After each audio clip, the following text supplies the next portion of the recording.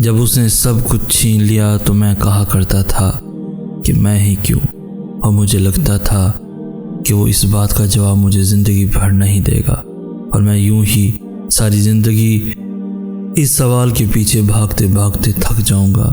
میں تو بھول ہی گیا تھا کہ سوال ہی تو اس کا جواب ہوتا ہے۔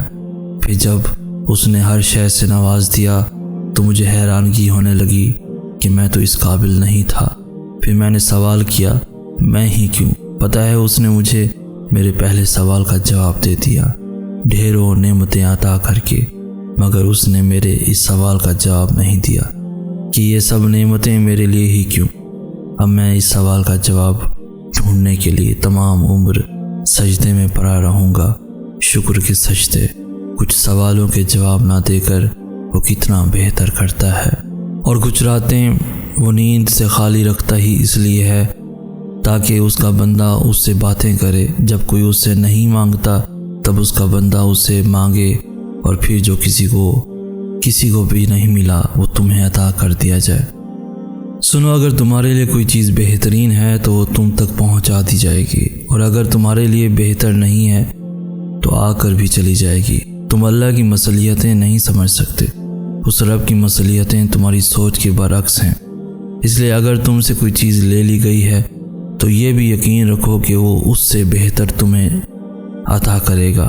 تم بس ہر حال میں اس کا شکر ادا کرتے رہو اور اپنے نصیب کی بہتری مانگا کرو، کیونکہ بے شک وہی بہتر جاننے والا ہے۔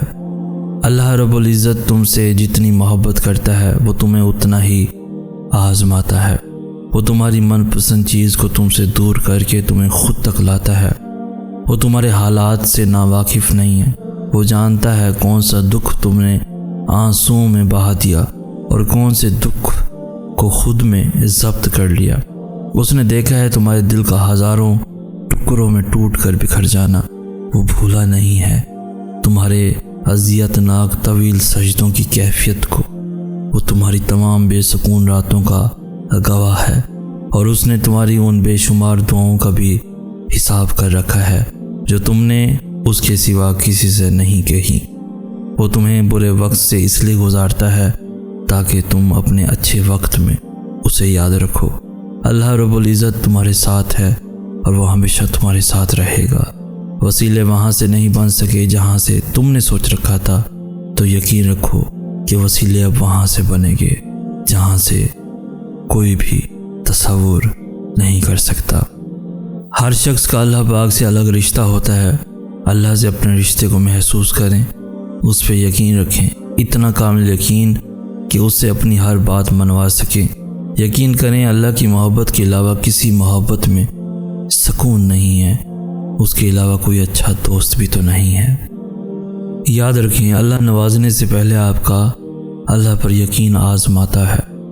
جو اس یقین کی آزمائش سے فتح یاب ہوتا ہے، پھر اللہ کی نوازشیں اور عنایتیں آپ کے نصیب کا حصہ بننے کے لیے وقت قبولیت کی منتظر رہتی ہیں۔ اللہ سے مانگتے رہو، کیونکہ جو اللہ سے مانگنا نہیں چھوڑتے، اللہ ان کے لیے ان کی چاہ میں بہتری کی گنجائش نکال دیتا ہے، اور ساری بات بس اللہ کی رضا کی ہی تو ہوتی ہے۔ پھر چیزیں ہوں یا لوگ، کھوئے ہوئے سب واپس مل جاتے ہیں۔ کبھی کبھار زندگی میں ایسا موڑ آتا ہے جہاں ہم سبھی سوچتے ہیں کہ اب ہم خود کو بدل نہیں سکتے، اور پھر لوگ بھی ہمیں ڈرانے لگتے ہیں یہ کہہ کر کہ اب تو بہت دیر ہو گئی، اب تو اللہ معاف نہیں کرے گا۔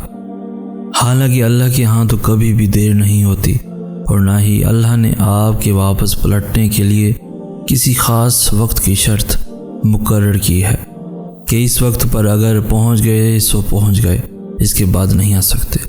جب تک آپ کے جسم سے آخری سانس نہیں نکل جاتی تب تک آپ کے پاس اللہ کو منانے کی مہلت ہے، خود کو بدلنے کا موقع ہے۔ اللہ کا دروازہ ہر انسان کے لیے کھلا ہے، تو پھر آپ نے لوگوں کی باتوں میں نہیں آنا۔ جیسے اللہ کا ان کے ساتھ رشتہ ہے، ویسے ہی اللہ کا آپ کے ساتھ بھی رشتہ ہے۔ اللہ جتنا ان کا ہے اتنا ہی آپ کا بھی ہے، اور یہ حق آپ سے کوئی بھی نہیں چھین سکتا۔ اجر و ثواب کے فیصلے اللہ کے ہاں درج کی گئی انسان کی نیتوں پر اور عمل صالح پر ہونے ہیں، لوگوں کے تیار کردہ مردم شماری کے رجسٹروں پر نہیں کہ کس کو جنت میں رکھا جائے اور کس کو جہنم میں۔ تو پھر لوٹ جائیں اللہ کی طرف اس سے پہلے کہ لوٹائے جائیں، تھام لیں اللہ کے دروازے کو اس سے پہلے کہ یہ بند ہو جائے۔ دعا ان طریقوں سے آپ کی مدد کرتی ہے جو آپ اپنے وہم و گمان میں بھی نہیں سوچ سکتے۔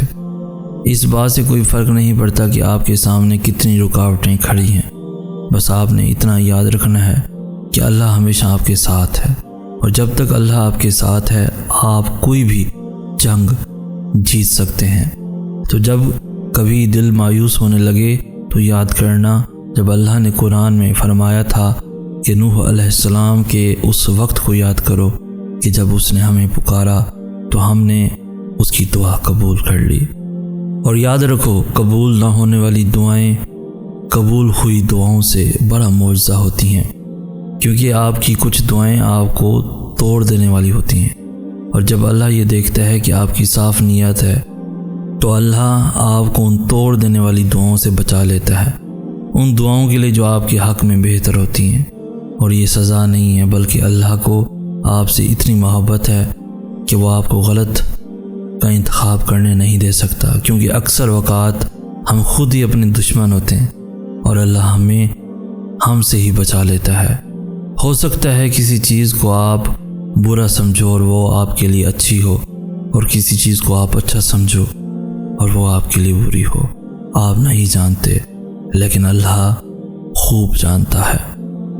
اللہ کو منانا تو آسان ہے، لیکن اللہ کی ماننا مشکل کام ہے، اس لیے اللہ کبھی کبھار ہمیں زندگی کے اس موڑ پر لا کھڑا کرتا ہے جہاں ہمارے پاس کوئی بھی آپشن نہیں بچتا، پھر ہمیں اللہ کی ماننی پڑتی ہے۔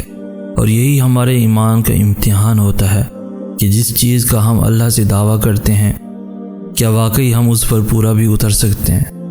اپنی رضا کے لیے تو سبھی یقین رکھتے ہیں اللہ پر، لیکن اللہ کی رضا کے لیے صبر صرف ایمان والے کرتے ہیں، پختہ ایمان والے۔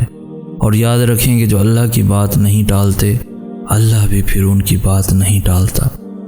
آزمائشیں ہی تو ہمارا ایمان زندہ رکھتی ہیں، اور ہمارا ایمان ہمیں زندہ رکھتا ہے، ورنہ ہم تو کب کے ختم ہو چکے ہوتے۔ ہر محرومی آپ کا امتحان ہے، اور امتحان میں پاس وہی ہوتا ہے جو استاد کو راضی کرنے میں کامیاب ہو جاتا ہے۔ تو آپ بھی راضی کر لیں اپنے نگران کو، اپنے اللہ کو۔